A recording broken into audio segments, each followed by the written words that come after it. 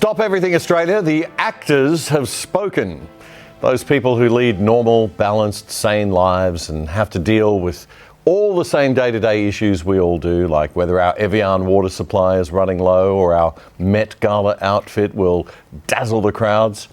Australian actor Cate Blanchett, never short of a woke opinion or 10, says this year's referendum on an Indigenous voice to Parliament is an extraordinary time for our nation's history. It is a strange time, but it's an extraordinary time for an extraordinary country. It does make me sad that there's a lot of fear being generated around a really positive moment for us as a nation.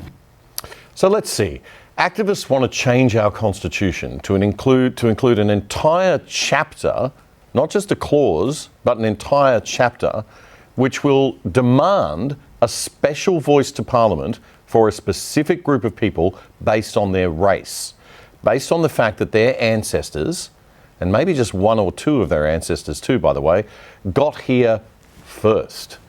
Even though none of us should feel any less Australian if we were citizens born overseas or citizens born to ancestors within the past 235 years. That is the change that we're being asked to vote yes to in this referendum if the government is stupid enough to proceed with it. Is there anything better than a tediously woke Hollywood actor lecturing people about politics and the law? A Melbourne private school girl who got an arts degree from NIDA, telling the rest of us how we should think. Not, I have a feeling, I'd like the voice, I like the idea, what do you think? No, scolding.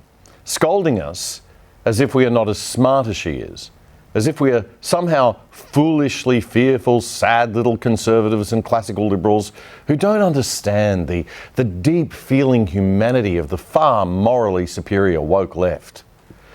But it gets even better.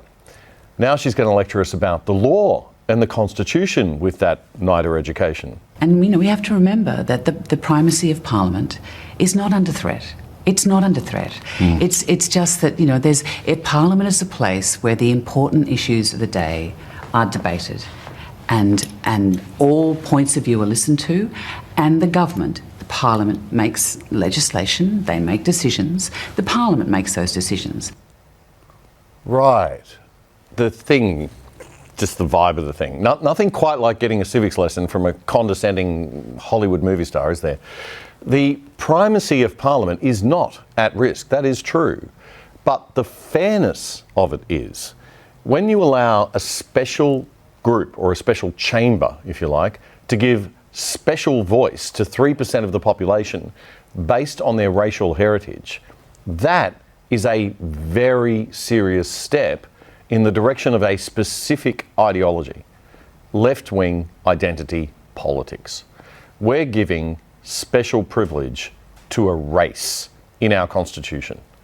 Next, it'll be a gender. I mean, why shouldn't we have, if we've got a racial, we should have a gender one. And then it should be a sexuality one, right? Everybody has a worthy cause, Cate. And pretty soon, there'll be a flag and a special voice to Parliament for everyone. But do carry on. I mean, I so value your educated opinion. But there's a certain voice that is never really, in a non-partisan way, in an eternal way, represented at that table, and that's an Indigenous voice.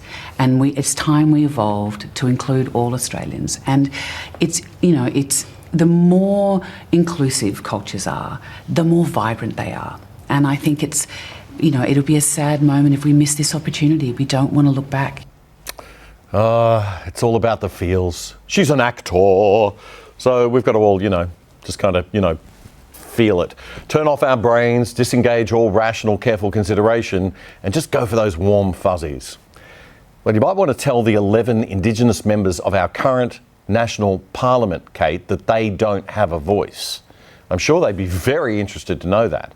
They actually got there on their own merits, and they don't need your patronising, condescending racism of low expectations. Women only achieved suffrage 120 years ago, and at that time when that vote was happening, change felt terrible, and the debate was all about the society's going to collapse and we don't know what's going to happen. What's going to happen if women get the vote? Now, can we imagine a world in Australia where women didn't have the right to vote, where their voices weren't heard? No, we can't. And so I'm hoping in another 120 years' time, we'll look back at this moment and say, can you believe we almost missed that opportunity? Absolutely. You know, it's a great moment for this wonderful country. And that is why you should never take political advice from actors. Cate Blanchett there, ladies and gentlemen, proving to us all why she's an actor and not a lawyer, and dropped out of her economics degree at Melbourne Uni after 1 year to go backpacking, darling. Where to begin with that logical mess of an argument? This is nothing like women's suffrage, Kate. Aboriginal people already have the right to vote. We're a democracy. The equivalent idea here, the equivalent analogy, would be setting up a women's voice to Parliament. Actually, to be worse, a left-wing women's voice to Parliament would be the more accurate analogy. Could you imagine that?